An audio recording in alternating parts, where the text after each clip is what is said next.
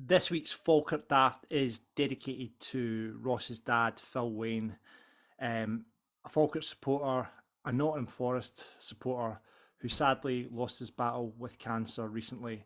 So, Phil, this is on behalf of Ross, on behalf of Falkirk Daft. This one's for you. That's brilliant from Kennedy. Couldn't resist the shot. It's got it off the defender. Determined, you lose your little player. And it's in, it's a goal from Gilmer. Jimmy Gilmer has scored for Falkirk. Finnegans cross, Stephen Thompson! Falkirk have the lead after a quarter of an hour. McKenzie slips, it goes straight to McGuffey. McGuffey shoots from his own half, and that is incredible! He's taking them all on here. Catch him if you can. You can't. That is amazing. That is phenomenal! A touch of individual inspiration from Kevin McAllister. This is Falkirk Daft with Haldane Construction Services. Guess who's back? Back again. Falkirk Daft's back. Tell a friend. I'm not a very good rapper. Anyway, hi, how you doing? Welcome to the first Falkirk Daft of the season 23-24, and we're still in League One, ladies and gentlemen. I am your host, John McAnally. The kids are doing your head in now, aren't they? It's the end of the summer holidays. You've had your trip away to Mallorca. You've feigned an interest in cricket and golf because there's been no other sport on. But the Bairns are back, baby, and so is Falkirk Daft. Now, we can't remember how we do this. We'll see how it goes, but hopefully the man sitting beside me or in front of me on the screen remembers how this all works. It's the ginger god of pod himself. He's back. It's Mr. Ross Wayne, ladies and gentlemen. Good evening, sir. Good evening, producer John. How are we? I'm very well, sir. Very well. What have you done with your holidays, Ross? You were away canaling or something, weren't you? Canaling? No. I was down in South Wales for the first week of the summer holidays, so it was absolutely fantastic. Kids had a blast.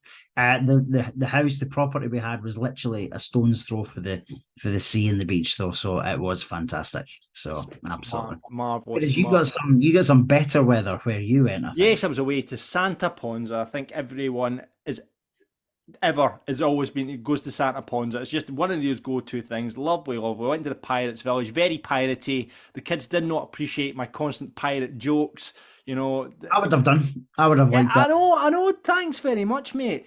But no, it was good. But it just feels that the close season. I don't know why. I think it's obviously the season was short because of the World Cup.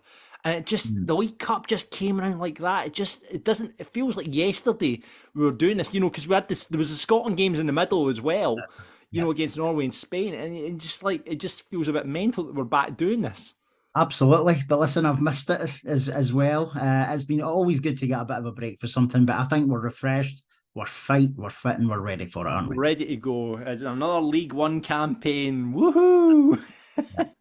Hopefully the last League One campaign. Hopefully. Listen, we'll get into, we're going to speak to Sean Elderbrant, who is the new voice of Falkirk Television, as we look back at the pre-season and the League Cup campaign as a winner. But first of all, we have got to say a big thank you to our brand new sponsors. In fact, they're not brand new because we had them on last season. They've our headline sponsors for the season.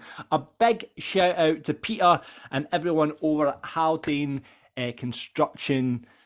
They have jumped on board with the podcast. Thank you so much.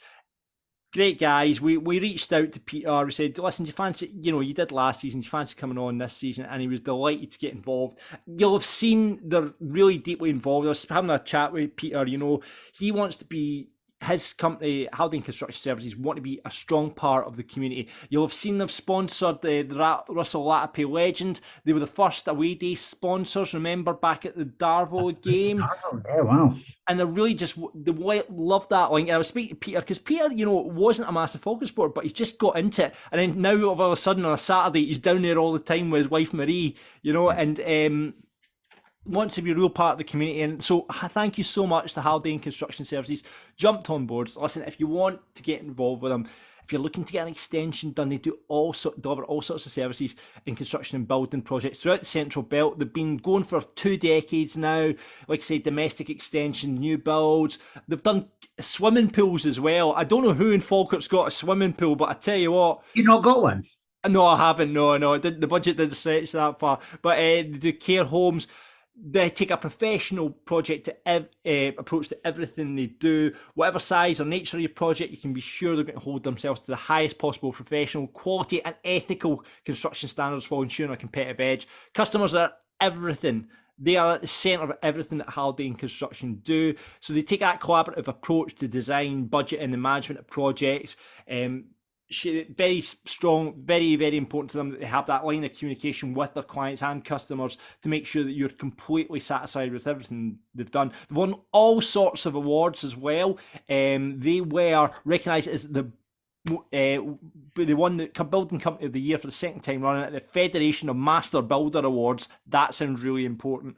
So, I mean, you know, if you're going to speak to Peter and the team, you're going to get absolute brilliant service there. Quality and loyalty is the heart of their business, and you can get them if you're looking to get an extension or anything done in your house. haldaneconstruction.co.uk, haldaneconstruction.co.uk, and you'll get them on Insta, Twitter, LinkedIn and Facebook. If you want to drop them an email, you can do that really easily as well. info@haldaneconstruction.co.uk. So thanks very much to Peter and the team at Haldane Construction. You're going to hear lots about them across the season as we progress. Big news for us as well. Falkirk Daft have got involved in a bit of sponsorship at the club as well, Ross. We have indeed, yes. So last season, obviously, we did a little bit. We sponsored a match ball game against Dundee. We took out Goal Flash sponsorship of Callum Morrison, which actually worked out quite well because he scored a few goals. And and we sponsored Liam McCann's away shirt. So, however, we had a chat, didn't we, about what we would use so the money we took in last year from the merchandise that loads and loads and loads of people bought. So absolutely brilliant. That link is still there. So we'll talk about that at the end of the podcast. But we sold loads of bucket hats, loads of t-shirts and everything else, dog bandanas as well, didn't we? So we decided, didn't we, John, to be a little bit more creative this year, we thought. Instead of just kind of looking at the usual stuff. So, as a for instance, before we even talk about the captain's armband that we're going to come on to, we did the goal flash for Jordan Allen. We've not seen a Jordan Allen goal yet with the goal flash, but we're all very optimistic, so fingers crossed. And we took a slice of the pitch sponsorship as well, which you can also win today as part of the Supporter Society monthly draw that we're going to do. So for those that haven't got a pitch sponsorship yet, you might get that if you're a member of the FSS. And but yeah, we decided to get in touch with Graham, the guys at Falkirk. As for those that listen to the club's official podcast in the last couple of weeks, we'd heard from the two Grahams and Paddy, and they're doing an awful lot of good creative work there. And so we're on board as the captain's armband sponsor for season 23-24, John, aren't we? Absolutely, and you will see that if you have a good close look at Stephen McGinn's armband, you'll see the Falkirk Daft logo. Now, what's meant to happen is that at the end of the game, Stephen is going to go in and now we went down, we had a photo shoot at the club and all that sort of stuff, and I dropped in this reference and no one got it. He's a bit like Bret the Hitman Hart. Now, for people of the 80s growing up liking the wrestling, Bret the Hitman Hart gave his sunglasses out to some kid in the crowd, and that's what's meant to happen at the end of the game. Stephen McGinn's going to give the armband with the Falkirk Daft logo on it out to one of the kids in the crowd, or maybe a drunken man. Who knows? Yes. But I don't think Paul Donaldson got the memo about that yesterday, and he just strode down the tunnel on. Off, didn't he? He gave the fans a bit of a clap and then headed off down the tunnel. So so rest assured, guys, I've already dropped Graham at the commercial team a bit of a message and said, listen, can we can we make sure the message is passed on to anybody who may have the captain's armband come the end of the game, just in case Stephen McGinn is obviously not on the pitch. game. So Stephen the Hitman McGinn, but I was absolutely mortified because I thought someone would have got this reference. I tried to then got into this really awkward conversation trying to explain who Bret the Hitman Hart was to Stephen McGinn. So I was like, all right, okay. And obviously, I knew kind of what you were going, but I didn't really want to know. I didn't really want to let on that. For goodness sake, you just left me hanging out there. I don't know what he's talking about either, Stephen. No idea. It was kind of, obviously the pictures are now out there and my face is absolutely tripping me. That was nothing to do with Stephen McGinn or what we were doing. I don't know why, to be honest. It was raining. Obviously it was 9 o'clock in the morning, but I don't know why my face was. Did you see some of the comments on the club's Facebook post about it? Obviously there was loads of people saying, well done guys, blah, blah, blah, that type of thing. And then there was a couple of Dunfermline fans who messaged and one said, I see John Hartson getting the badge in. I know. Do you know what? I did notice that you got the badge in right enough. Listen, so that's great. Looking forward to being part of the club in that, and there's some exciting news probably coming in the next week about that as well. We've got to put a message out as well. Obviously, we're meant to be doing a night with Russell Lappy just a couple of months ago, right? And everyone's kind of been getting in touch with us asking what happened to it. To be perfectly honest, we jumped on board. We got in board with this events company. They asked us, would you host it? We said, yeah, no problem. We obviously supported it, thought it'd be a great thing. Colin, who there's issues with it. So we have been in touch with Colin and he has assured us that it will be rearranged. We are also chasing up because a lot of people haven't received an email from him. So we keep chasing him up about that as well. Be sure we will do what we can from this end to chase that up. But just so you're aware, it's not our night. It's run by another events company, but we will see what we can do to help because it's Colin, the guy who's running it's involved when gotten back involved with Edinburgh City and I think got his hands full with that. But we'll chase it up for you and hopefully that night will happen. October, November time is what he was looking at to try and get Russell back over here. There's some personal issues with Russell, that's why he couldn't make it this time around. So that's going to hopefully happen October, November. But if you haven't heard anything about it, hopefully I'll chase him up and we'll get something out to you on that. Right, okay, Ross mentioned the Falkirk Supporter Society draw. We've got some brilliant prizes. Not done this in absolutely ages. No, I've not. Have you got your Ukrainian girls random generator ready? I have got the Ukrainian girls number random generator. About how many members are we at now for the Falkirk Supporter Society, Ross? So delighted to announce, following confirmation from John at the Supporter Society, they currently have 717 members, John, and those 717 members are contributing £8,530 per month to the football club. And you know, we've not even touched on it because it was the last thing we did in this podcast really at the end of the season is that deal is now gone through and now the supporters are one of the main shareholders in the group and the biggest, which is absolutely unbelievable. So shout out to everyone in the FSS as well who gets involved and obviously all the work that the guys have done to make that happen. Absolutely sensational stuff. Right, okay, let's get to the random number generator, and this one's not got any Ukrainian girls in it, just in case you're watching the YouTube version of the podcast. I'm a little bit disappointed it's not, to be honest. Right, okay, so we've got 1 to 717 members. What is the first prize today, Ross Wayne? So we will start with prize number 4, which is a Falkirk Daft beer bucket, John, which the winner can sample in the Brockville bar in the Kevin McAllister stand at a future home game of their choice.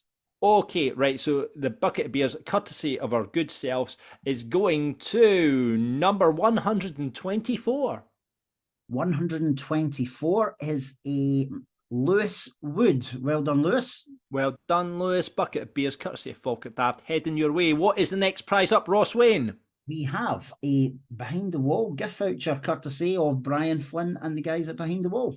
Brilliant. Shout out to Brian as well. Obviously, again, supporting the 50-50 draw and still running buses, and if you do go down the Behind the Wall bus, you take your ticket back, you get £1 off your beer. Fantastic, right? So this is for the Behind the Wall voucher. Let's go. And it is number 517.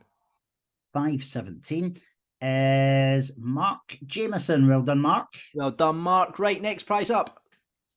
we have this one has been donated by the football club, so it's a Pitch Square sponsorship.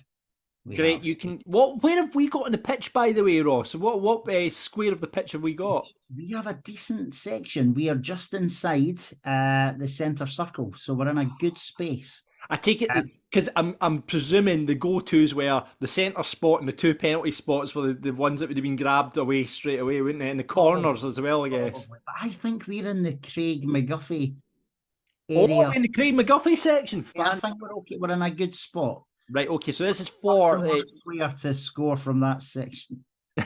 Yes, probably the last player that will ever do that. So that is for the pitch sponsorship, and it is number 423. 423 is Mark Benny. Well done, Mark. Well done, Mark. Fantastic. So you're getting that. And what is the star prize this week, Ross Wayne? Star prize, again, has actually been donated by the football club. It's a brand new Falkirk Football Club away shirt from this new season. Oh, listen, once we get there's a lot to talk about. We need to talk about the strips as well. But this is for the away top. This is who's going to win it. And generating the number is 239. 239 is Robert Cox. Well done, Robert. Well done, Robert. We'll get that sorted out for you, that away strip. Mwah! We'll talk about that just in a minute. There's lots to talk about, and I think it's really important that we speak to the new voice of Falkirk Television. He's going to come on and he's going to introduce himself. We're going to find out all about Sean Elderbrant, who, as you've probably heard on the highlights, you heard him doing a smashing job on Falkirk Television, taking up the mantle from our very own Lewis Connolly. So let's get on Falkirk Daft, Mr. Sean Elderbrant. Hi lads, how are you getting on? Great, mate. Listen, before we get started, you're doing an absolute smashing job with Falkirk TV. Big shoes to fill, obviously, Lewis. But I thought you sound absolutely brilliant, mate. Thank you very much. Much appreciated. Like I say, it's kind of an opportunity when it came up. I kind of jumped at it. I've been doing commentary for just over a year now. Previously for Livingston, and done a couple of games for Hamilton Accies and Kilmarnock before that. But yeah, when I seen the Falkirk TV vacancy come up, I was like, yeah, I need to try and get in there, because it's kills two birds with one stone. It means I get to do commentary, but also get to come back watching Falkirk. So yeah, absolutely magic. Really enjoying it. Is that what you see for your future, Sean? Is that what you'd like to do professionally? That's in an ideal world, yes. It's something I've always wanted to do since I was a wee boy. Like, I mean, obviously the dream is to be a football player, but as anyone who's played 5 sevens or 11 aside with me can attest, that was never going to happen. So it's one of those things I've always been quite, I don't know, chatty and whatnot. I've always quite fancied doing the kind of broadcasty side of things. Ended up doing a course of like football commentary, match commentary when I was away at university. Wow. Studied like football business and media, went down south for that, and kind of picked it up from there. Really enjoyed it, and from there I've kind of started making waves and trying to actually get into making it a real tangible thing. So yeah, that's the hope. Yeah, did you practice by switching off the volume on Match of the Day and then try and do the commentary yourself? Less so of that, more kind of sitting playing career mode on FIFA in my bedroom, to be honest. Yeah, that's probably the main one. But no, just as I say, something I've always quite kind of fancied doing, and then messaging people and pestering people saying give us a wee shot, and then eventually you get a go, and yeah, it seems to be going okay so far. Yeah, sounding great, mate. I mean, you said you did commentary for these, but you're Falkirk born and bred, is that right?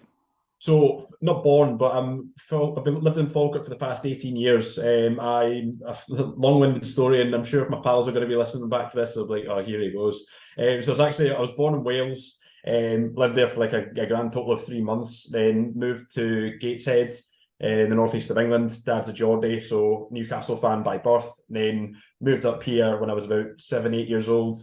My mum's side of the family is from Scotland. They stayed in Falkirk, and yeah, moved up here, and I've lived here ever since. So kind of got introduced to Falkirk through obviously moving up here. Kind of my first kind of links to the club would have been doing the John Hughes School of Football stuff when I was like 7-8 years old. Wow. Yeah. The community stuff, and then played for the community teams up until I was about 15, 16 years old.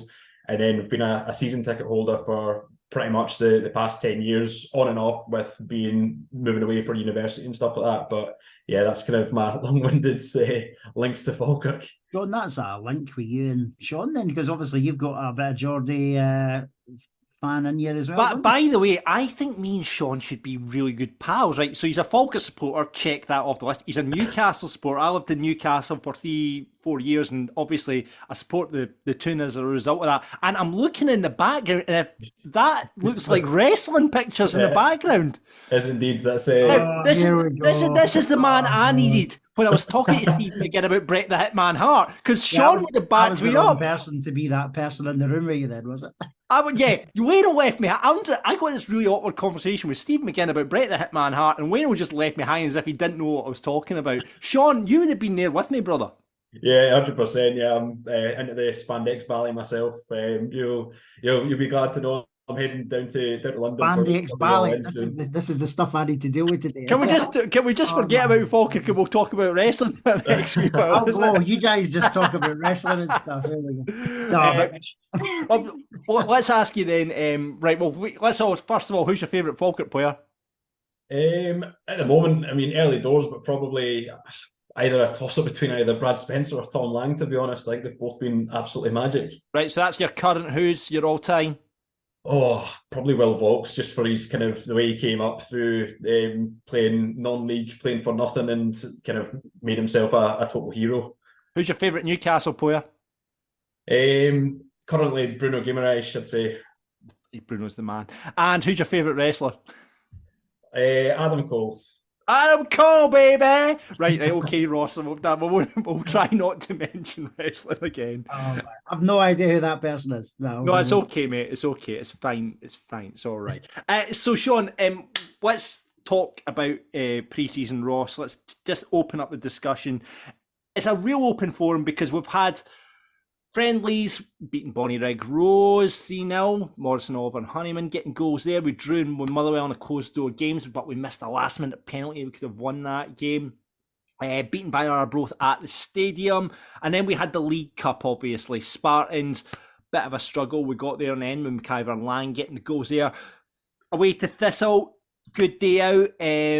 Apart from that last minute goal, it looked like we were going to come away with 3 points. But again, McIver and Agyeman scoring there. Then disappointing result probably at the stadium. You know, we just got a silly mistake by Lang and that, which led to Dundee United winning 1-0, where maybe we should have had a draw. And then the stadium there, dodgy first half. I don't know how we were leading in at half time, but we come away with 4-1.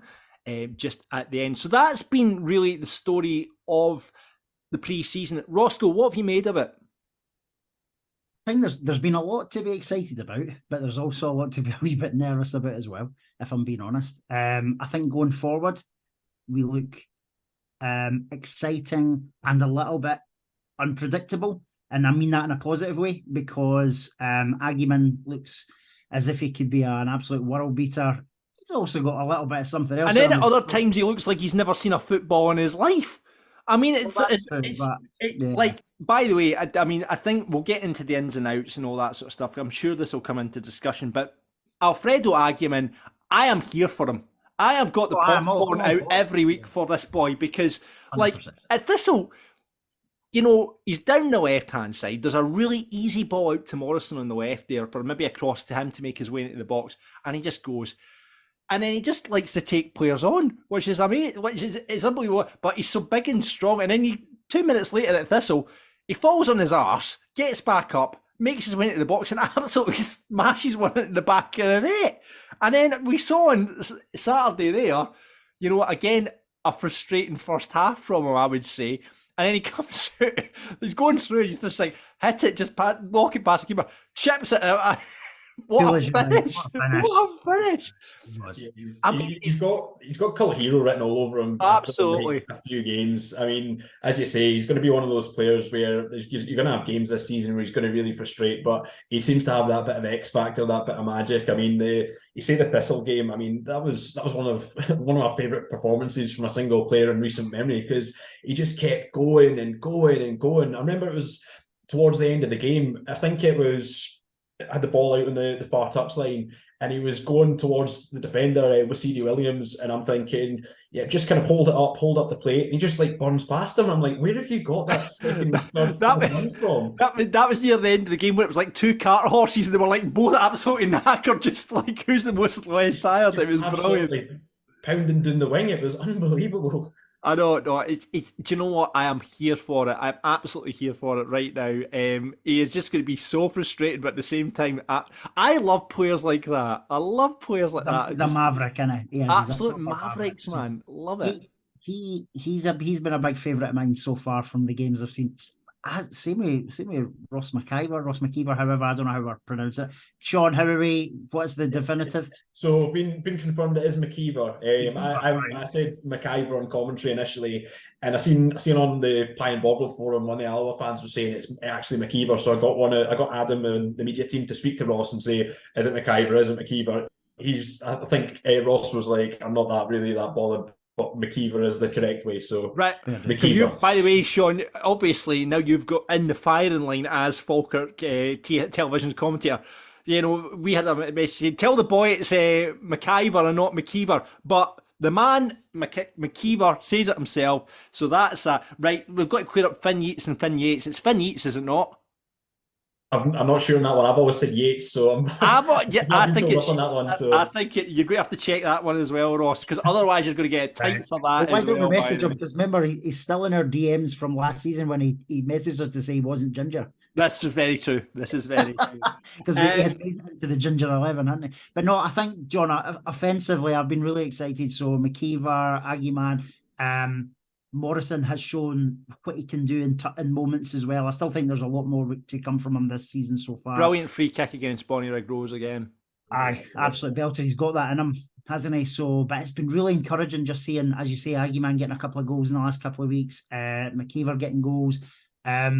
Defensively, Big Tom, Sexy Lang, just absolutely fantastic. And I agree with Sean, Brad Spencer in the middle of the park as well has just been let's just concentrate on that first part of the top end of the ground first of all before we move back. So, you know, we've obviously had the additions of Agyeman coming in there, Miller, and then McKeever as well. McKeever, the shite goal specialist, as he's going to be. He has not had a clean strike or a clean goal yet, but brilliant. Listen, I will take 25 of those all season if it keeps going. Just messy, scrappy goals, but the ball seems to be going into him. I think that's 4 and 5.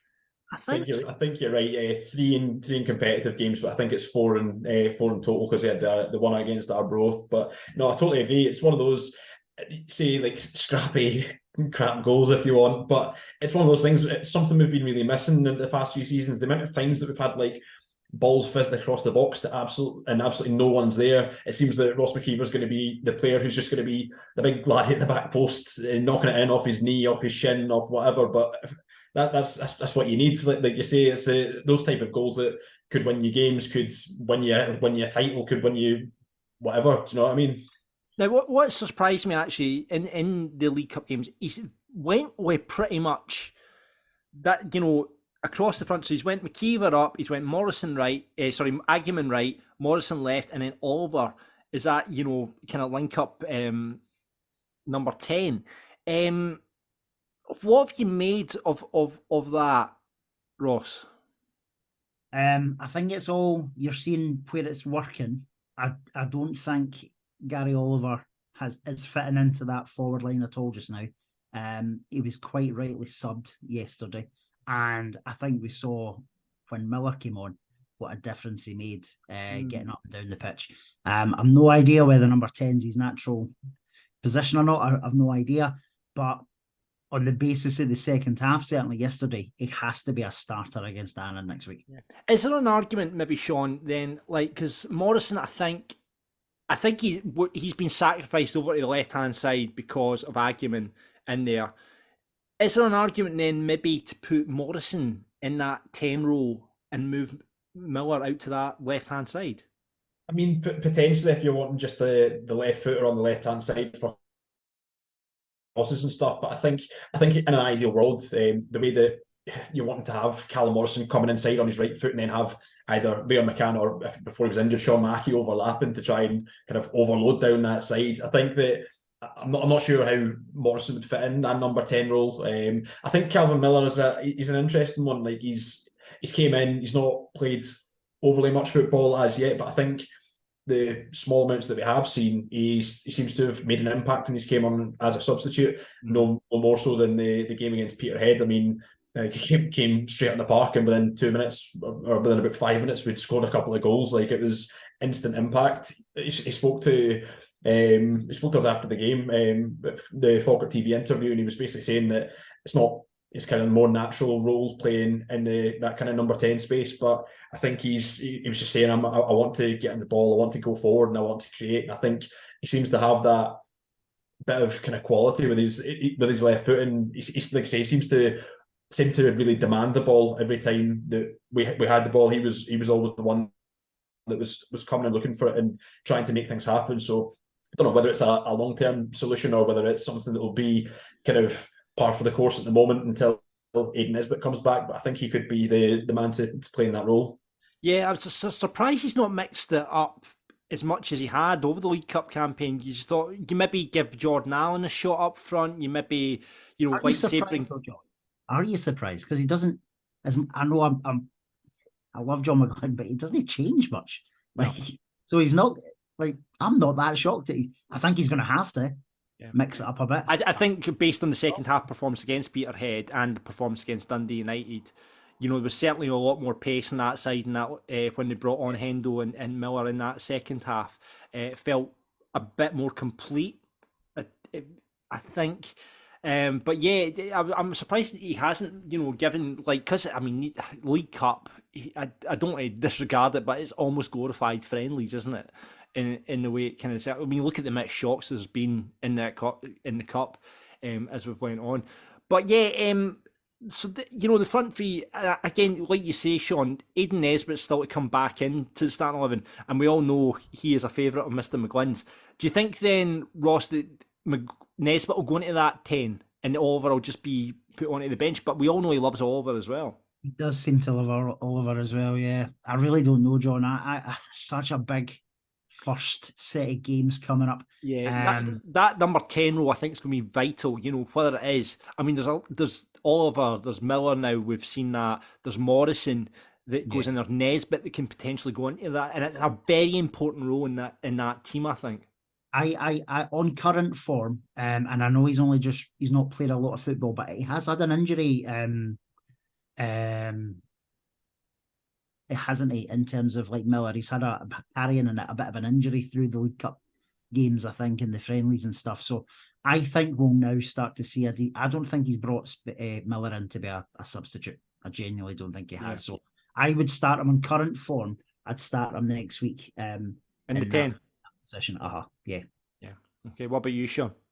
Yeah, I'd have to agree. As I say, the kind of what he brought into the team off the bench the other night, it was remarkable how quickly things turned around. Because as you say, the first half was so slow, so ponderous. I mean, Peterhead, to their credit, like Peterhead have came to Falkirk Stadium so many times over the past 3-4 years, and it's generally been 11 men behind the ball, just kind of waiting for Falkirk to turn them over. But to their credit, they came 4-4-2. They sat compact in defence, but they were really brave, and obviously they got the reward with the goal. Could have had more, and we looked really poor in that first half. But the second, as you say, Henderson coming in, adding a bit more kind of steel to the midfield and a bit of quality as well. He's also a very good ball player. But I think Calvin Miller was I think he was the kind of star of the show in that second half. Right. Okay. So that's kind of forward line then. So we're thinking Morrison left, he's done okay. He's always better on the right. I quite like the idea of Agyeman and Morrison. They did a wee bit of Thistle when they kind of switched. Remember the old Presley style where they used to switch wings now and again, just kept switching. I quite like that idea, but I think Morrison's better on the right. But hopefully he can get a good link up with Leon McCann down that left hand side. Right, let's move into midfield then. So obviously, it doesn't look like McGlynn's changing his tactics. We're going with that 4-3-3 system again. What are we thinking about central midfield? Brad Spencer's come in, really been impressed by him. His delivery from set pieces, legs on the pitch, and then he's in there with, Stephen McGinn.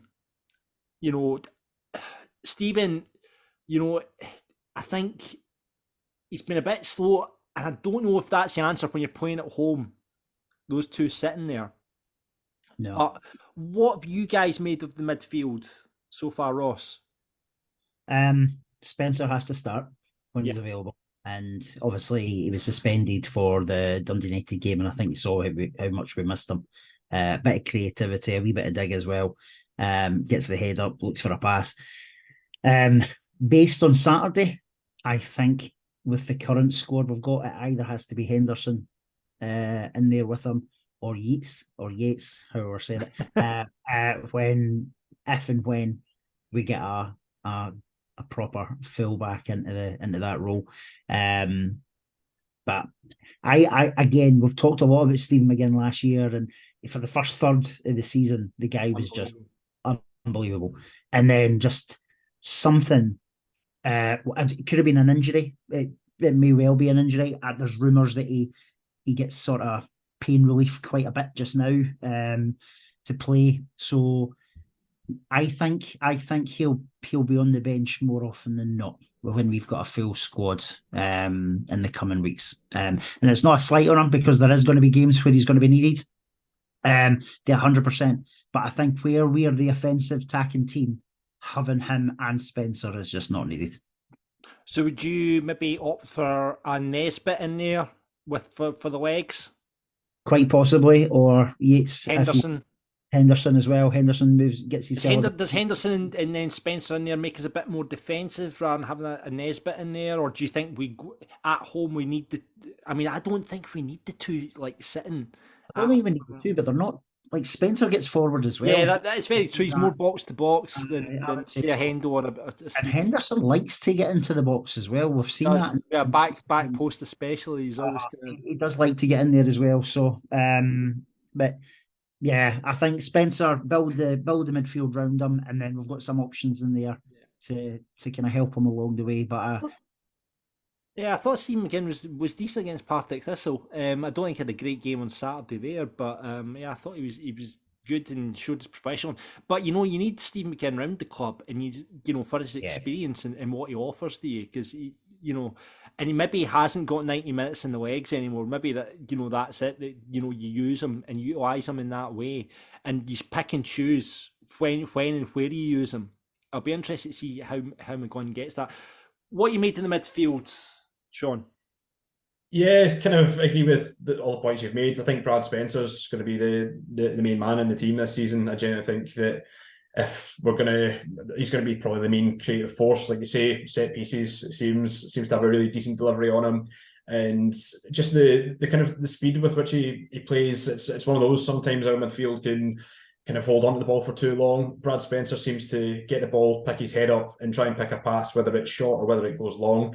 I mean, we missed him so much against Dundee United, and then you seen him even the first half against Peterhead. I thought he was one of the few players that got pass marks, just in terms of picking up the ball, and the amount of times that he was able to pick out Callum Morrison in space on the left hand side with a long diagonal ball. I think that just having someone with that passing range is going to be so key, especially if there's ever games where we're having to play a bit more in the counter attack, if we're a wee bit under the cosh for periods of time.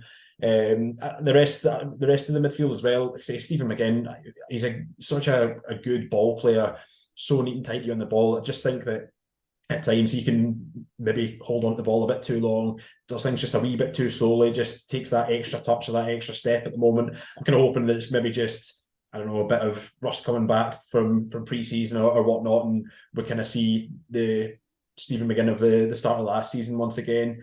There's plenty of options there. I think that Aidan Nesbitt, as we mentioned, I think he's one that you don't really realise how much you miss him until he's not available, because he's got quality on the ball, but he's also just so energetic. I mean, you see the way he buzzes about on the pitch. He's always running, looking for the ball, checking his shoulder. He just adds that little bit of kind of energy and quickness. And again, he can occasionally hold on to the ball for a wee bit too long and whatnot, but he is a kind of more attacking, creative player. And Liam Henderson, as you said, it's mad to think that he was signed as a centre back and then he's kind of made midfield his main role. Although obviously has played there in the past, but he was pretty much signed as a defender. I was expecting when he first came in, it was going to be Donaldson and Henderson as the main two, and I think that was probably John McGlynn's thinking, to be honest. But when he stepped into midfield, when he's had to, he's kind of, as I say, taken the mantle on. He adds a bit of steel to the midfield, but as you say, those kind of like back post runs, those late runs from midfield, he's such a big, tall, physical presence in the box. He's someone who can be utilised from set plays and stuff, which, as we were saying earlier about Brad Spencer's delivery, could be something that's really key for us this season. There's, like I say, I think there's plenty of options there. You've even, like say about Finn Yates kind of not playing his most natural position. He's another option who can come in there. I think there's plenty of options. It's just trying to find the right balance, and it's difficult to say what it is at this time. But I'd have to probably agree that I think playing maybe, especially in home games when you're expected to have a lot of the ball, I think playing like both McGinn and Spencer, I think they're two similar types of players. I think you need to kind of mix it up and go a bit more offensive as well. So probably a long-winded answer, but I think there's, like I say, plenty of options there. It's just trying to pick the right ones. Yeah. Sean, see in terms of Nesbitt, is there any word as to how far away he is from? Yeah, so I think John McGlynn said he's back in training on this coming week. I believe he's kind of on his way back. I think he played 20 minutes against Motherwell in one of the closed door games. He's been, I think it's a calf issue that he's had. I think it was on the pre-season testing, like their first day back. He injured his calf and then came back a wee bit, and then it was a bit too early. But I think he's back in training this week, so could be involved next weekend, but might be a wee bit too soon. I think when you do interview him for the first time, though, ask him why he's now decided to grow a moustache. Is it just to make him look older than 60? It's one of those things. I can't grow a proper moustache, so I'd just be jealous. He looks like a 30s villain now, Aidan Nesbitt, with that moustache. You know what I mean? It looks like he should be sneaking up with a top hat in some 1920s silent movie. Bond villains. Right, okay, so that's midfield. I'm kind of with you. I think we need energy in that midfield. I wouldn't be, I think Aidan Nesbitt in the central midfield role alongside Spencer, probably at home especially, would be the way to go. Let's move on to defence then. So left back, we obviously had an injury to Sean Mackey. Reports, I believe, Sean saying 6 to 8 weeks on Sean. Yeah, John McGlynn was saying, and when we interviewed him yesterday, there was 8 weeks. He said, obviously it could be a bit shorter, could be a bit longer. But the thing is, this is what happened last season, is that Sean Mackey got injured. Leon McCann was then put into there and was pretty much there for the whole season. And again, he showed up well. Yes, on Saturday, he showed up well. When he came on against Thistle, and he's got that what you say, the overlap that he can do with Morrison, and he's got a decent delivery of the ball. Liam McCann, a couple of strays on Saturday there, but so left back, Leon McCann as it is at the moment, looks like they're going to be decision. Now here we go, centre halves. A lot of derision aimed at Cole Donaldson, to the fact that I saw someone in the Ken McAllister stand challenged him to a fight on Saturday. When was this? Someone on the I read on the if you want to get involved in our Discord chat, the Discord guys were talking that someone challenged Cole Donaldson to a fight after the game.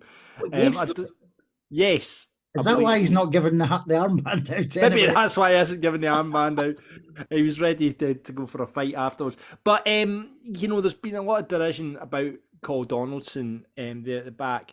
I love Cole, and but there's been moments through the pre-season, where he's made a silly mistake, or but I think, at the clubs Cole's been, that'll be, Inverness, Dundee United, all the supporters of those clubs will say that's it. But there's a really good centre half in Cole Donaldson. There really is. What are your feelings on Mr. Donaldson, Ross?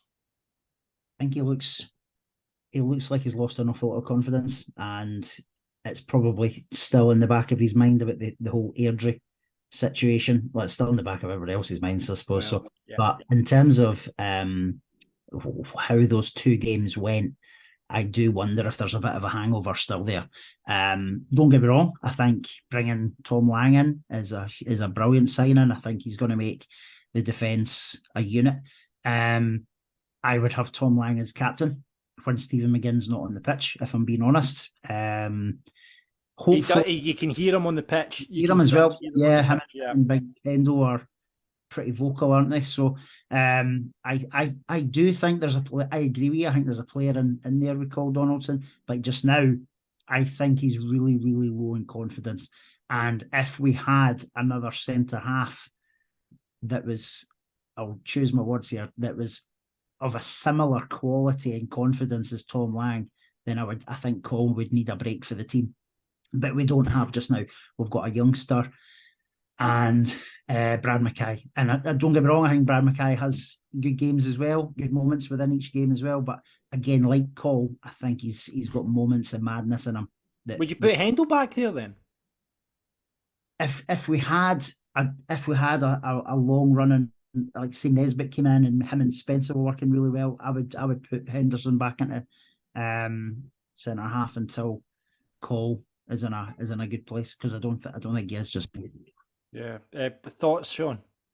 Yeah, I'd have to agree. Just like yourself, I really like Cole Donaldson, but I just think, especially the past couple of games, I really feel for him. I think sometimes when the things aren't going great, I think he's the type of player who it does affect him in terms of like confidence and whatnot. I think he is a massive confidence player. I mean, we seen when he first came into Falkirk, kind of early doors.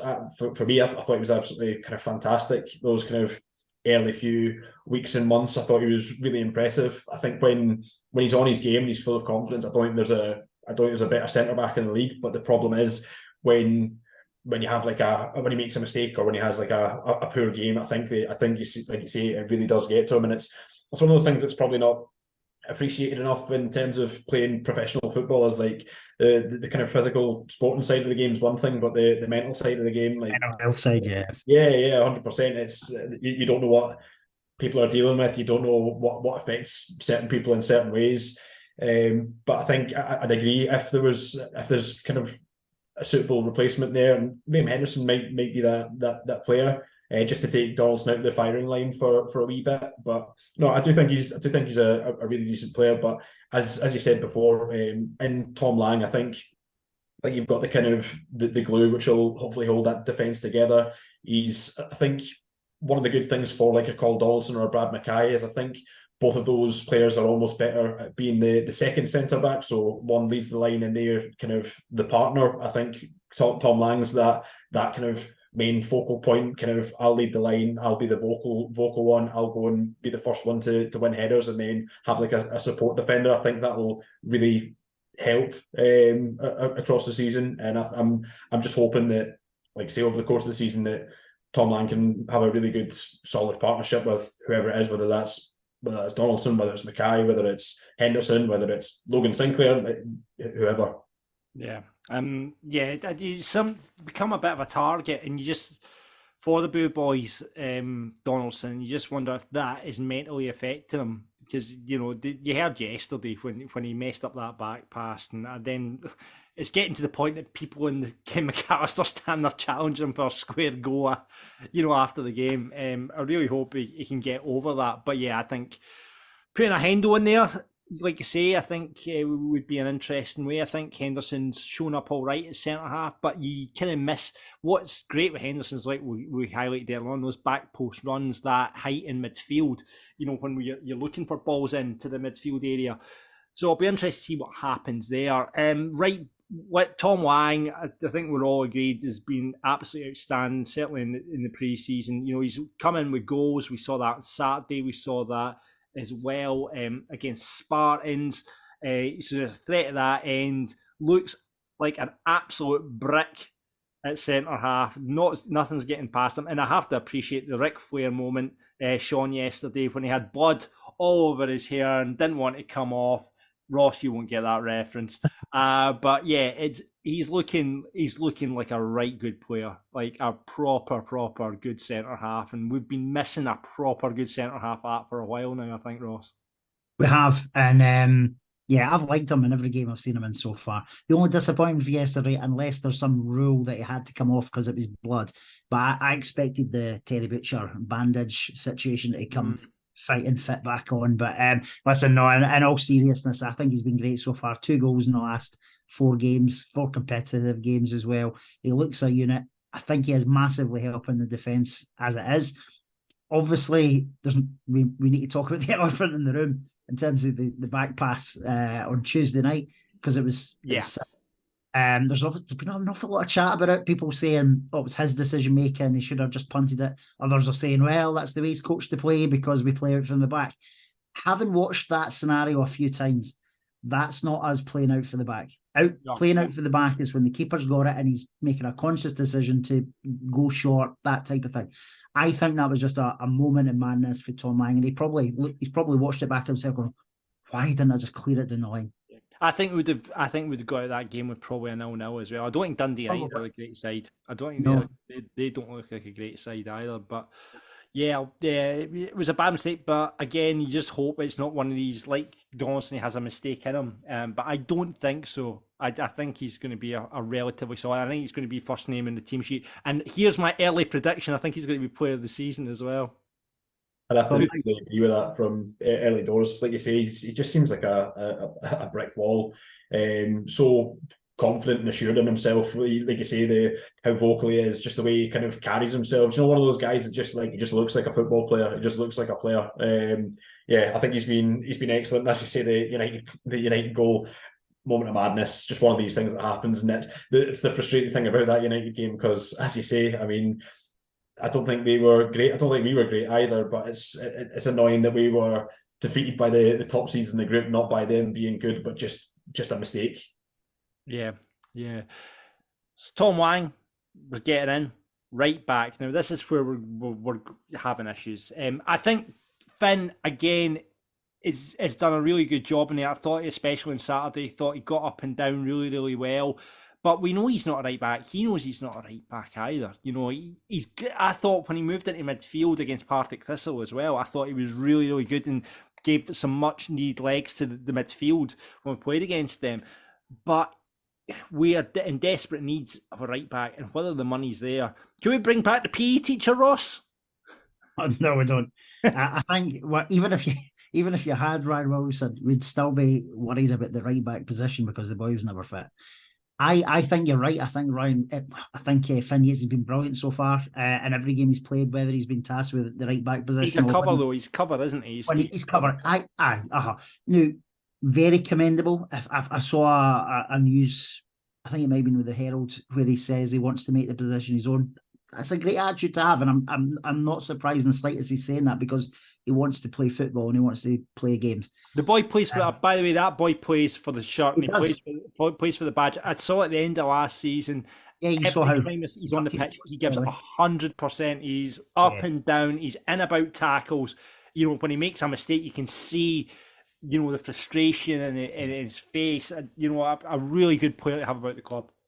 I think so too. I've got so much time for him as well, and I think he's done himself proud in every game he's played. There's not one point or moment where I've been watching where I've thought, oh, he's not done the right thing there, or he's not had a great game. There's been none of that. So this point of view is not coming from Yates, but I don't think it's good enough that we've known since January, when Williamson signed a pre-contract with Montrose, that we don't have a proper signed off right fullback at the football club. I don't think it's acceptable at all. Yeah. I think, you know, we've talked about the loan market. We were talking about it on Saturday, and just hope, when I know it's open just now, but I just think loans don't happen at this time because they like to have the players around about the first team squads. So you're just hoping, like, come once the season starts and once it gets settled, the loan market then opens to getting in a right back, because presumably that's the only way we're going to get one in, because the budget's gone. But then a loan player costs you money as well, doesn't he? Well, it depends what deal they do. They might have a deal where the parent club just wants to get them out and play games, you know. So, you know, we'll wait and see what happens there. You heard anything on a right back, Sean? Because that'll be the question as everyone's asking. No, nothing in terms of anything coming in. No, I think the plan at the moment is Finn Yates will be the right back going into the season. I assume though that if a kind of loan option opens up, then I'm sure the club will jump at it to even just get another option at right back, because, like you say, Finn Yates is the main right back at the moment. And then behind him, it's Brad Mackay, who's a central defender. There's no kind of other player who's specific to that position. It's one of those things, when you go from Finn Yates to Brad Mackay, they're just two completely different players. Yates is all energy up and down. Brad Mackay, like I say, he's a big burly centre back. It's going up and down the channels isn't his forte. I mean, he'll do his level best to do so, but it's just not his game. Like I say, I'm curious to see if it's something we do in like later in the window, trying to get someone in on loan. It's nothing kind of concrete. It was just something that popped into my head when Brendan Rodgers came back to Celtic. I wondered if, I don't know, John McGlynn would maybe get on the phone to him, because they worked together. He worked under him as a scout at Celtic a few years back. So I don't know, like I say, that's just something that popped into my head. There's no no truth or anything in it. It's just a wee thought I had. Yeah, absolutely. Yeah, that's a good shout though. That's because when John McGlynn was on the podcast last season, he talked about Brendan Rodgers being a huge influence in him as well. So yeah, that's a good shout, Sean. Maybe he's going to get to grips. Obviously, we're not talking about a Celtic first teamer, but they've got a B team, which I'm sure does Lowell's brother not play for their B team as well? Yeah, Bosun Lowell. He looks like he's going to get a decent. He's maybe going to get a shot this season. He's very highly thought of at Celtic, so he might get an even shot at the first team this season. So we'll wait and see. But he's a centre half, so he's a centre half, right? Yeah, but yeah, no, interesting. We'll see what happens there. Goalkeepers then. We didn't have a goalkeeper at one point, but we obviously were able to bring back Nicky Hogarth, who's obviously injured at the moment, and Sam Long, as well as the young boy. It's Hayworth, isn't it? It's a Hayward, yeah. So we've got the three goalkeepers there. Sam Long, it's been interesting. We saw what happened at Thistle, just in terms of playing out the back, got caught out when Spencer then had to bring down the player. Whether that, I don't know if that was the goalie's point, it's Spencer's fault. For me, it was the goalie was at fault. Didn't look very confident at points, but I think against Peterhead, I mean, the opposition were a great save to palm one over. Thought looked pretty confident. I thought his distribution was really good as well. Nicky, we've not really had the chance because he's been injured. We've not really seen him yet, but I noticed that Sam Long's obviously wearing the number 1 shirt. Where do you think Ross he's going to go? I mean, bear in mind we have had Nicky, and I thought he, in his first spell here, didn't do much wrong. Looked relatively solid as a goalkeeper. Where do you think it's going to be? Who's going to be the first choice when you think Nicky gets back? I don't know. I genuinely don't know. I think it's going to be a really, really fascinating fight, to be honest. And I don't think it's a bad thing to have as two really, really competent goalkeepers. Two young goalkeepers is what worries me, though. Well, yes, but I do think they are competent. See the games we've seen Long so far. I think he's commanded his box really, really well. He comes for almost everything in the 6-yarder, which I quite personally like. He's made a couple of mistakes. So the Spartans game where he kind of fell into the player and dropped the ball, and obviously they scored from it, and then obviously the Thistle one as well. But I've liked what I've seen so far. I think we know what we're getting with Hogarth, so I think it's going to be a really, really difficult choice when Hogarth is back. I think Hogarth might be the preferred option. That's my gut feel from John McGlynn. But I think if Nicky was not to have a good game, I think we'd have an able substitute absolutely ready there. Yeah, there was rumours obviously about Jamie McDonald coming back to the club and a goalkeeping coach and goalkeeper himself, but I don't think that I believe that deal was quite close to getting done, but I think Jamie thought just he could keep going and just as a player, so it'd been interesting to have him back. But I just feel that a goalkeeper, I always like an experienced goalkeeper. I always just like a safe pair of hands there at the back. But two very good young goalkeepers, obviously both got international credibility as well. Nicky, I think has Nicky been capped at under 21 level? I think it was certainly his brother's Yeah, I know Jay has. I'm not 100% sure on Nicky, but like I say, he was quite highly rated at Nottingham Forest. I mean, it's quite incredible that first half of last season he was playing with us, and then second half of last season he was training with Keylor Navas. So it's quite a big shift when you're heading back down and training with one of the best goalies in the world who just rocked up at Forest. It was interesting. I don't know if it was half time yesterday or before the game. I looked up to the concourse in the West Stand, and you had Nicky, you had Jay, you had Miles, and you had Craig. Craig's the Burns fan who I've seen and known for a long time at Falkirk games. But it was interesting, just like the Hogarth bubble at the top of the stairs. Yeah, it's some feat from a family perspective. See the squad number thing you mentioned there, John, though? Yeah. I think the fact that Long is number one, I don't think is too relevant, because Hogarth's playing with the same squad number he had last season, which apparently was the same squad number that Jay had at Alloa as well. Right. I don't know the significance of the number. I think it's 31 or something like that. Right, okay. Yeah, I don't know if there's too much to read into the fact that he's got the number one. All right, okay. We'll see what happens when Nicky comes back then. But yeah, I think Sam's got the gloves as it stands until, at what point he makes a mistake, and then potentially Nicky comes in. We'll wait and see about that. Right, okay, so that's the team. We talked, we've got the squads fill out. We're talking, obviously, Jordan Allen. We'd like to see him getting, certainly from a Falkirk Daft perspective, we'd like to see him getting a few goals because we're sponsoring his goal flashes. But Jordan Allen, obviously, again, frustrating me at pre-season that he's not tried him up front with McKeever and having the big man, small man combination, because we know from Jordan Allen how he operated at Clyde. That's where he got his goals when he was up with the top two. He's had a full-time pre-season underneath his belt now. You just hope that, does well for him. But I think every Falkirk supporter would love to see Jordan Allen getting a chance and getting on the score sheet. Yeah, 100%. He's a player who's just a natural finisher, a real kind of menace around the box. One of those guys. He's not the tallest of players, but he's pretty well built. He's not shy of the physical battle. And I think he's probably the best natural finisher at the club, I'd say, in terms of just pure finishing ability. I think it's one of those things, though. He's a player who it's difficult to see how often he's going to feature this season in terms of from the start, because I can't see him playing too much as a lone striker, and we tend to obviously play the 4-3-3 formation.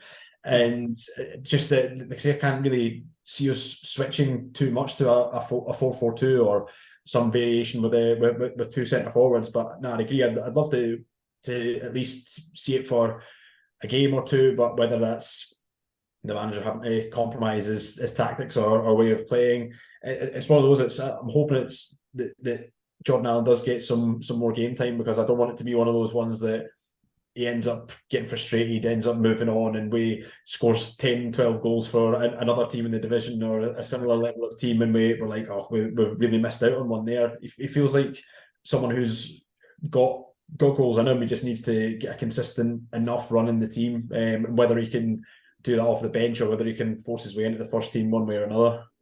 Well, we all know that John McGowan likes physicality, likes a big player. Actually, on that, one of the players that potentially we could have kept on, I wish, is Roman Burrow, who obviously is now at one of our rivals and scoring there at the weekend as well. I noticed. Apparently played quite well. He a big loss to you, Ross? I mean, rumours have that behind the scenes his attitude wasn't great. I think he'd seen near the end of the season, when he came off the bench. But if he goes up to Cove and starts scoring lots of goals, is that something we're going to regret? It's a tough one, buddy. I don't know. Personally, I'm not that fussed that he's gone. He did score a few goals for us. I just got really frustrated with him as well.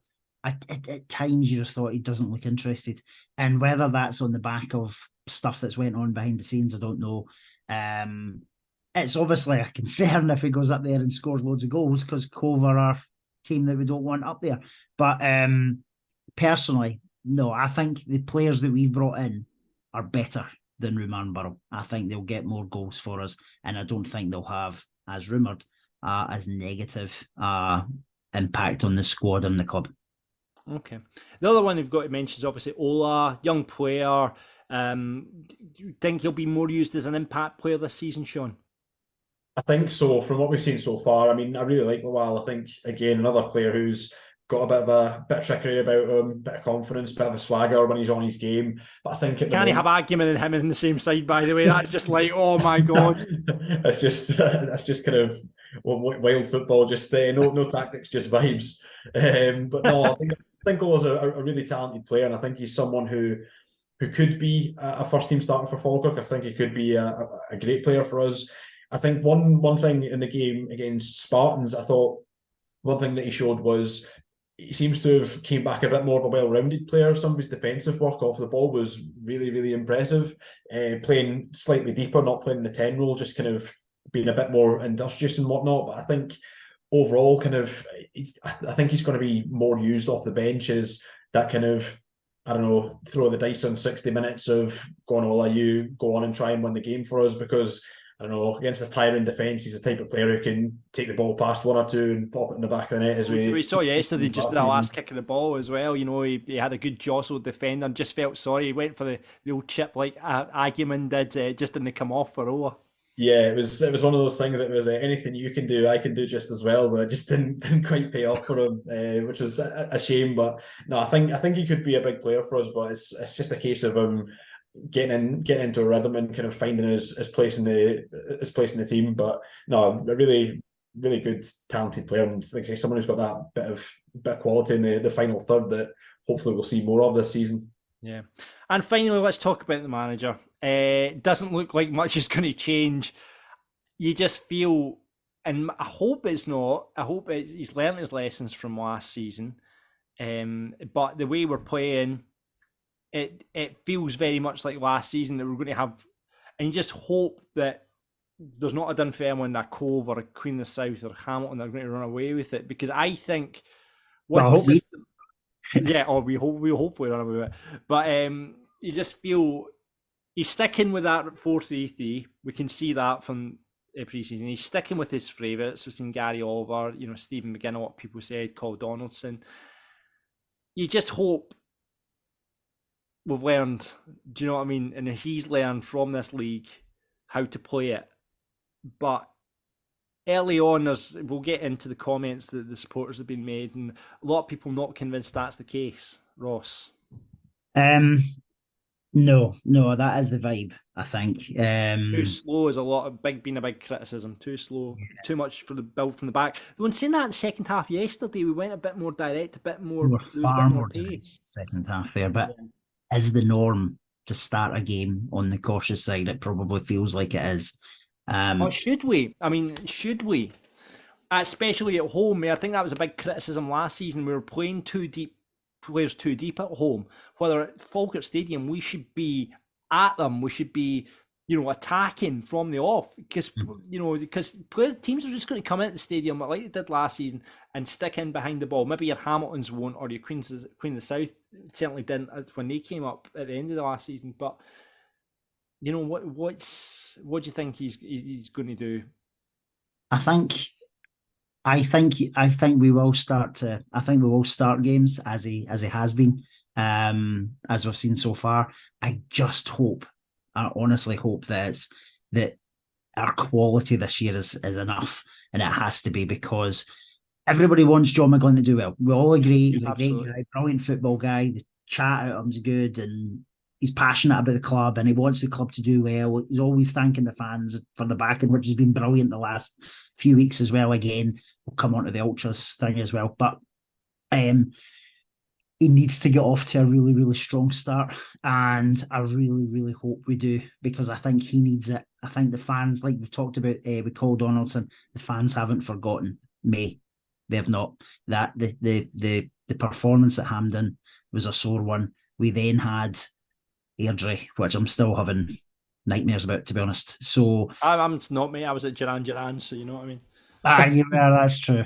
But it's just, I pray we're the strong team. We're the Dunfermline form that we're talking about, because I think he has to get off to a brilliant start. Yeah.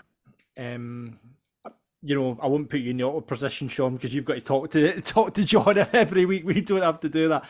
Yeah, it's interesting. So that's the management. What's I think we're all agreed that we need to be. This is the last. This is actually the last throw of the dice. This cup run saved this club last season. This is the actual we need to get up this season. So we'll see what it is. Let's talk about the supporters now. We have created the ultra section. Made a big difference, Ross. Definitely. I think it's been brilliant. The first two official home games that has been there, I think it's been brilliant. Constant noise versus a very quiet stadium last year. Even games where we were winning last year, and some of the bigger games as well, like when you think back to maybe the second Dunfermline, even the first Dunfermline game, it was fine, but it wasn't like what it should have been. And I think this is going to make a huge difference. But massive shout out to every single man, woman, toddler, teenager, whoever's in that section, because it is definitely making a difference. If you're over 25, you shouldn't be in that section. No, listen, I disagree. You know me, here he goes. Here's Stone Island coming out. Here he comes. Well, give me a shot in the drum. Give me a shot in the drum. No, I definitely would know a shot in the drum. However, just to annoy you, I'm gonna start like our own mini ultras behind the home. Better no. Just to annoy you, John. But no, I think it's brilliant. I think you shouldn't have put an age limit on it. I saw a picture from yesterday and there was like a guy in his 70s in that section. Jesus. Fair play to him. Come on, son. But I think it's been great. The flags has been good, and they've got their scarves and what have you. I genuinely think it's been brilliant. By the way, I have to say I was worried about the drum, because you know my views on the drum, and I was like, you shouldn't be having a drum unless you're Dave Grohl, right? That has always been my opinion.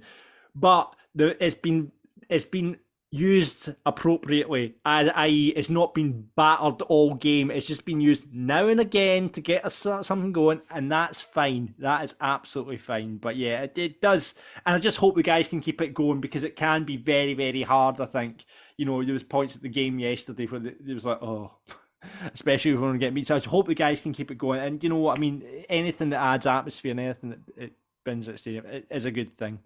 John, what's the club's feel? Obviously, I know you're not a spokesperson for the club, but in terms of like what you're hearing and seeing in for the players and the staff, are they liking it as well? I think so, yeah. I think, like you say, anything that's able to kind of create like any form of positive atmosphere should be welcomed with open arms. I mean, as you were saying, it's been a long time. There's been times going along the stadium and that, and just the atmosphere has been really lacking, as you say, even in some of the bigger games. But I think young guys, old guys, whoever it is, making a conceited effort to kind of improve the atmosphere and get right behind the team, I think it can only be a good thing. I think anyone inside the club, outside the club, is something that should be fully behind. Anyone who's trying to kind of help Falkirk Football Club in any way, shape or form, whether that's physically, whether that's kind of vocally, I think it's can only be a good thing. And yeah, the young team are in really, really good voice the past couple of games, just especially the Dundee United game, just even looking over and just seeing that whole section standing up and whatnot with a big flag in front. Yeah, it was really good to see, and I hope long may it continue.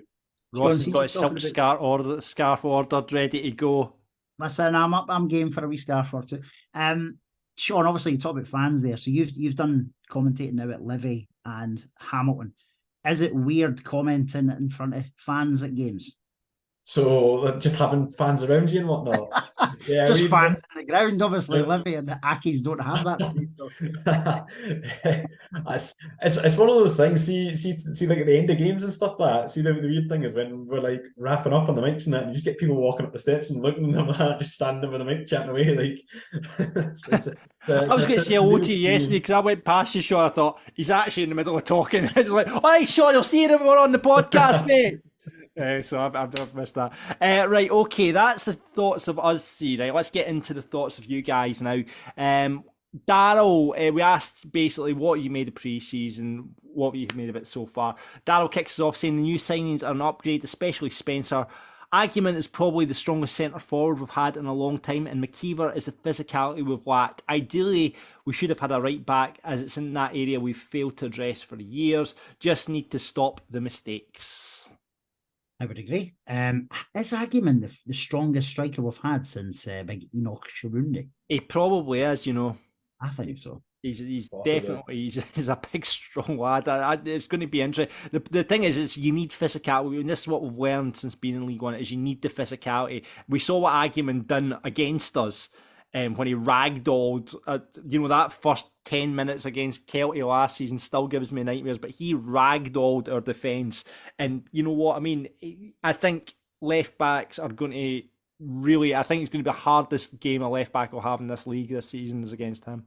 Yeah, I think so. It's one of those things when we were saying about the kind of like the tactics and like trying to play out for the back and this, that, and the other, and how we'll play this season. I think one of the key things, as you said, is just I think across the board with the signings that we've made, we've become a far more physical team. Likes of McKeever's a big, strong laddie. I mean, unbelievable leap on him. That's one of the most incredible leaps I've ever seen in a centre forward. He just hangs there and flicks the ball on behind for players. Agyeman, as you say, big, strong guy.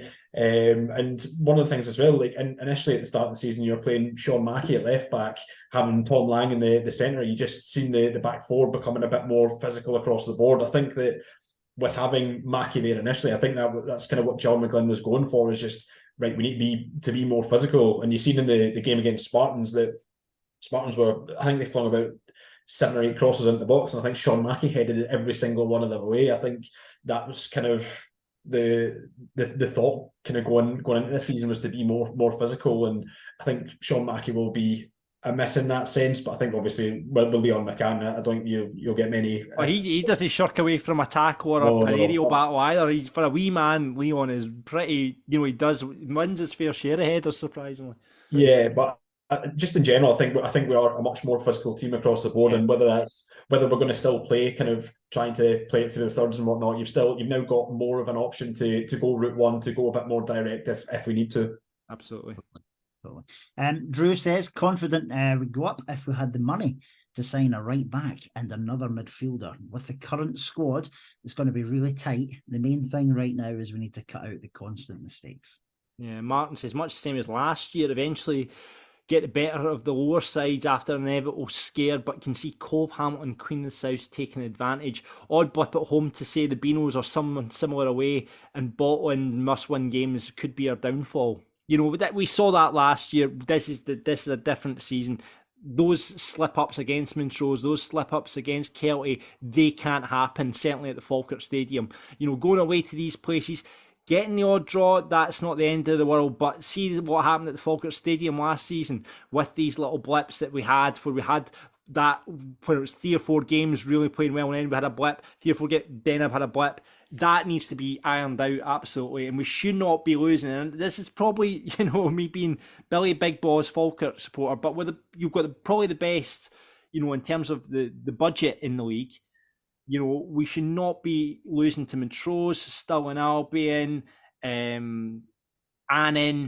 These teams, we should be winning all these games at home. I mean, I'd like to see us go through the season and doing it in Dunfermline, where we're not dropping points at home. Did Dunfermline go unbeaten? No, they got beat once at home at East End last season. I think that was about it, though, wasn't it? That was it. These teams should be winning against at home. So that is, absolutely agree. We've got to iron that out, and that's the only way we're going to win this league. Agreed. Robert says, little confidence McGlynn can get us up. Also started. Yeah. Also very disappointed with budget recruitment. Feels like we've been 2 or 3 players short since the 3rd week of pre-season. After last season's cup run, government grant, and the season ticket sales, we should have blown everyone else away with our squad. Yeah, but it's interesting actually. Hamilton have done some. I mean, we'll talk about just after we've got this actually Hamilton, Queen of the South, Cove in a minute. Actually, Homer's Twin says the team needs a right back and another midfielder to get us up. Mistakes and disorganisation and defence need to be drilled out of the team, and we dither at times. So more need for organisation, so everyone knows where to be and what to do straight away. Cal says, never knew how good Leon McCann was in the air for such a small fullback. We need better legs in centre midfield. Cal Miller will be player of the year. I'm just wondering if that's actually Cal Miller that said that. Early prediction from Callum Miller himself.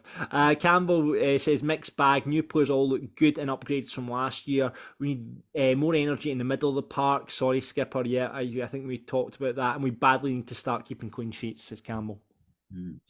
Ross says, another Ross, McGinn's a man down. We were far better in the second half with Miller and Henderson in there.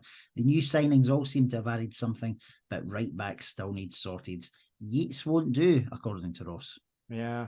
Michael, same shite, different season. Things need to change. I feel McGuinn's not up to this.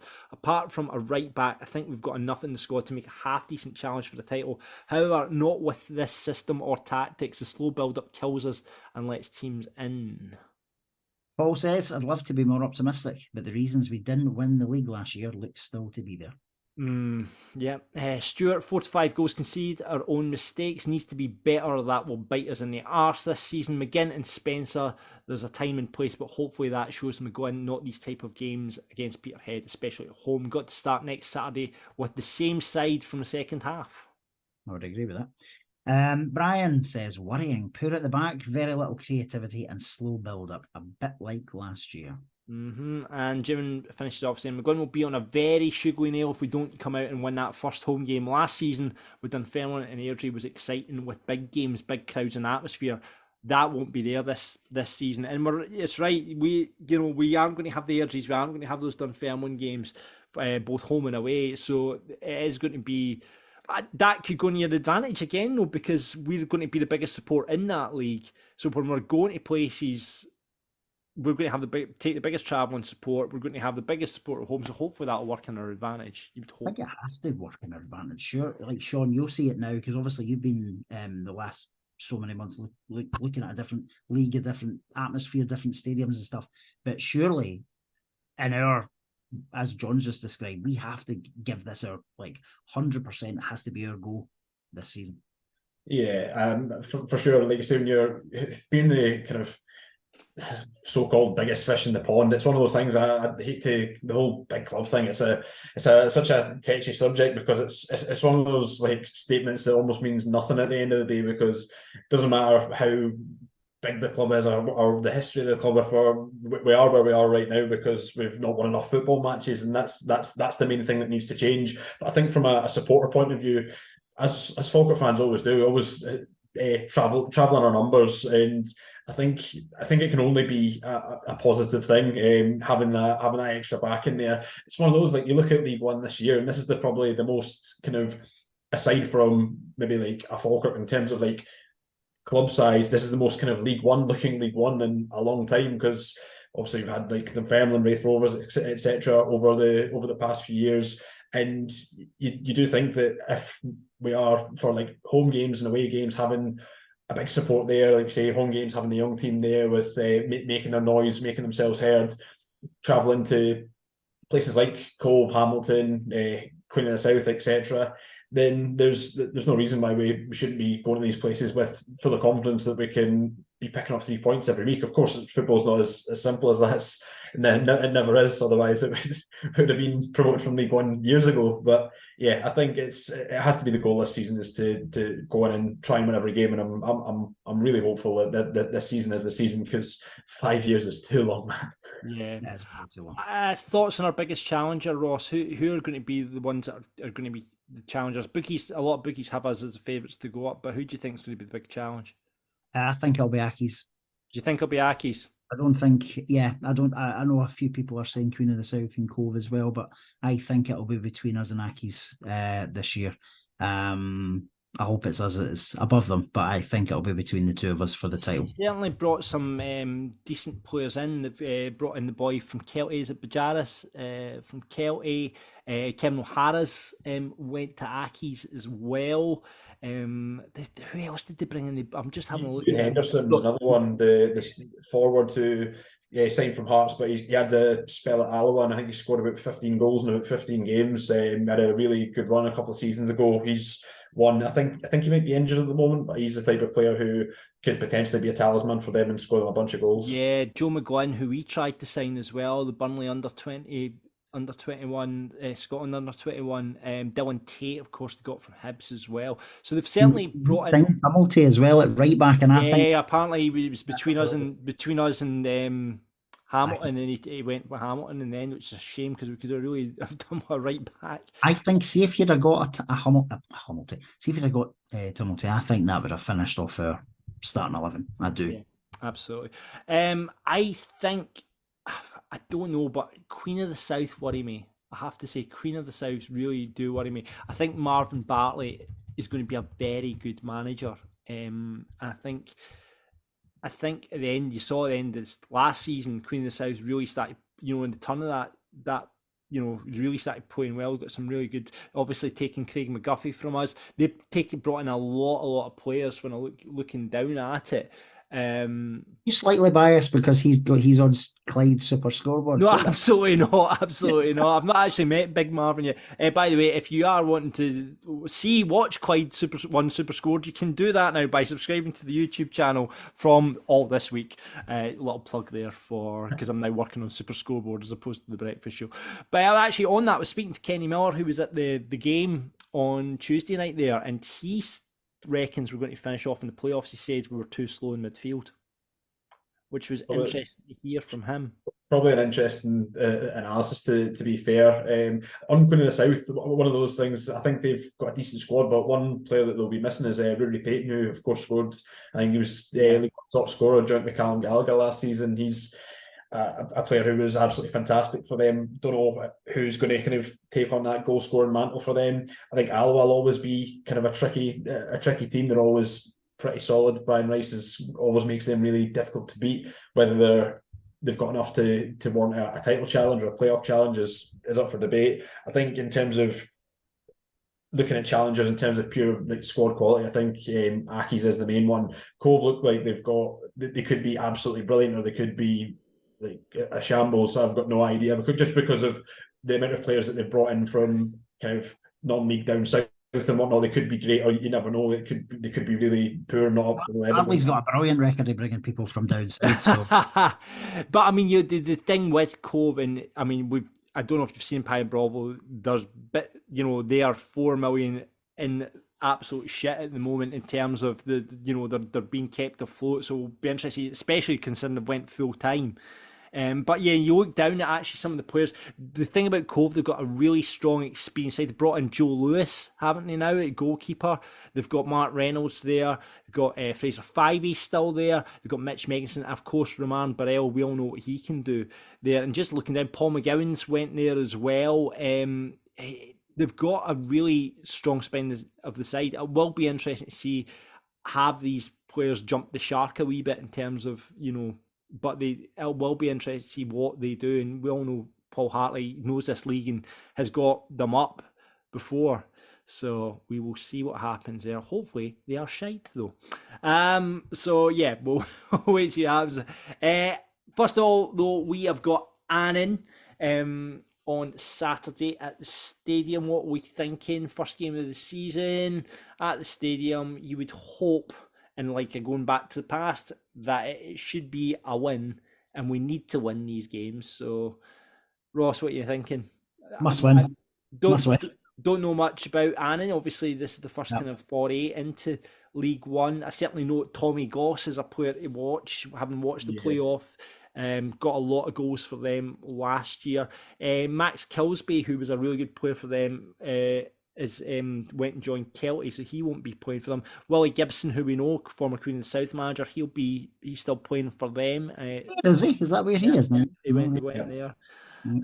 Aidan Smith as well. He won a lot of accolades for them last year as well. So yeah, it's interesting to see how we do against them. It's a total unknown quantity, I guess, but they've not won a game in pre-season.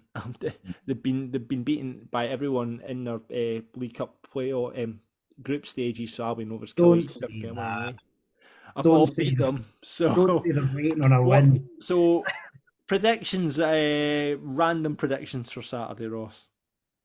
It has to be a win.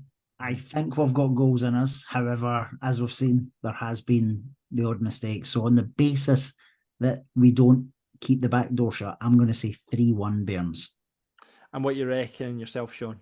Yeah, that was going to be my prediction as well. 3-1. I think same reasons. We've got good attacking play. We've shown that we can create and we can score. I still think that stuff to work on at the back, although things have improved in terms of bringing someone like Tom Lang in there. But I do think, you mentioned Tommy Goss, I think he's going to be if he's playing, I think he's going to be one to watch. He's a real handful, big physical presence. I mean, the amount of goals he scored from headers last season was ridiculous, from corners and stuff, which is, as we will well know, is not a strong point of Falkirk's, seemingly. So yeah, I think 3-1's probably a fair assessment. I'm just hoping that if that is the case, it's not a case of us going a goal down and then having to come from behind. I hope it's a relatively comfortable one, but you never know. It feels like wishful thinking. Yep, absolutely. What about you, John? What are you thinking? I'll take a 2-0. I might take a 2-0. I think Big Tam Lang will have Tommy Goss in the back pocket. We'll wait and see. Hope so. We'll hope so.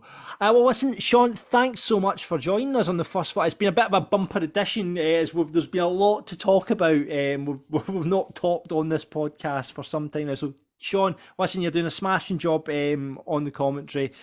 So brilliant, and long may it continue, my friend. Thank you very much. Yeah, no, like I say, really happy to come on. Any excuse to run my job at Falkirk, I'm more than happy. And yeah, no, loving doing the Falkirk TV stuff. Had some really nice kind of like comments and messages from people and stuff. So yeah, really enjoying it. And yeah, here's hoping that the boys can do their business in the park. I'd love to be able to scream about us getting promoted at some point. And you'll get bonus points from me for any wrestling references in Falkirk television commentary. I have been asked from pals to try and drop a couple of references, and I've not managed as yet. I'm sure I'll find something somewhere. Don't worry, mate. I'll help you out with that. Listen, Sean, thanks so much for coming on Falkirk Daft. And if you want to be a guest pundit, it's open again as it was last season. Please drop us a DM on our Twitter, Facebook, or you can drop us an email, just Ross or John at falkirkdaft.co.uk. This is Falkirk Daft with Haldane Construction Services. And that is it for Falkirk Daft for this week. Do you know what we didn't get the chance to talk to Sean about? The new strip. How good are the new strips? And he was sporting the away one as well, wasn't he? He was. Do you know what I would say about the new strip, however? I don't think the quality of materials there it was like with Puma. I don't think that. I don't feel it is. And I think the way they printed the sponsor on it feels like a wee Schneider that you've picked up from Turkey. But it's a cracking looking top. I just don't think the quality is just as good as the Puma stuff. Well, my youngest, she's got the pink and black goalkeeper one. Oh, the goalkeeper tops are banger as well. Loves it. So yeah, I actually think they could have. Like, can you imagine if that was like a weird third strip or something? I think that would have been quite popular as well. Yeah, well, I end up, this is the first Falkirk strip I have bought in years. I don't wear it to games, right? Because I'm not that guy, so I don't tend to wear the strips. Just the fives. Just the fives. I wear it down to the fives, along with my Falkirk Daft captain armband. I was always, have you got it to hand? I don't have it to hand, but we have decided at the sides, because I got one of the captain armbands of Falkirk Daft, that the man of the match will get it every sevens. It'll be them that'll wear it the next again week. So that is what has been decided in the sevens chat. So we'll see how that goes. But yeah, it's been a bit of a long one today. Hope you've enjoyed it. Just a lot to talk about. It's a massive season, as we all know, for this club, and we just hope that we don't fall at the final hurdles this season. That we can just, do you know what? See if we're cruising by. I'll be very happy for cruising by February, and we're just enjoying our football. But I think it's going to be tough. But the good thing I think is a lot of teams in there that'll take points off each other. And I don't think anyone's going to run away with it, hopefully us, as much as Dunfermline did last season. So fingers crossed. Remember, you can subscribe, rate, review the podcast, Apple, Spotify, wherever you get your podcast. Give us a follow on Twitter, Facebook, or the Instagram at Falkirk Daft. Get on YouTube. You can like and subscribe. Smash the like button, everyone. You can do that on YouTube. And also, if you want kitted out, if you don't fancy the new strip, you don't fancy any of the lovely merch they've got at the Falkirk Club Shop, why not get yourself some Falkirk Daft stuff? You can do that really easy now. Do that at merch.falkirkdaft.co.uk. That'll take us to our Spreadshirt shop, merch.falkirkdaft.co.uk. And do you know what, Ross? From the 2nd of August, 20% off everything. I'm going to give you that. 2nd to the 7th of August, you get 20% for all your Falkirk Daft merch. There you go. Get the dog bandanas, get the baby grows, get the t-shirts, get the hoodies, get it all there. like I say, merch.falkirkdaft.co.uk. And remember, you can get in touch with the podcast at any time. If you've got any Falkirk related banter, you've got any gossip for us, we'd love to hear it. Ross or John at falkirkdaft.co.uk. And thanks again to our sponsors, Haldane Construction. Quality and loyalty is at the heart of their business. Get them at haldaneconstruction.co.uk. Get them on Twitter, Instagram, LinkedIn, and you can get all the info on the bio below. I think that's just about wrapped up everything, apart from saying you can get on our Discord channel as well. Hit up Discord, we've got a channel there. There's a great community on there, a lot of chat about Falkirk. If you don't like Pie and Bravo or don't like 1F or any of the Facebook groups, there's a really buzzing community on our Discord channel that's talking all things Falkirk. I've actually been asked to set up a football manager section on the Discord as well. So lots of transfer rumours, miscellaneous banter, all there, and you'll get that on the Discord channel. The links are below. Anything else to add? No, I don't think so. But listen, it's good to be back, buddy, isn't it? It's been, it's not been the same. We've had loads of messages over the close season in terms of when you're coming back. I got stopped randomly in Asda one day getting accosted with this guy, and he's like, "Listen, I need to spend time with my wife on a Monday night now." I was like, "Oh, I'm really sorry, but we'll be back soon." I know. So yeah, it's nice to get a break, but it's always good to be back. It is, and we'll be looking back at Annan next week and hopefully have 3 points in the bag, which would be lovely to start the season with that. But we can't go anywhere without finishing with the catchphrase. Expect the unexpected, buddy. Let's do this.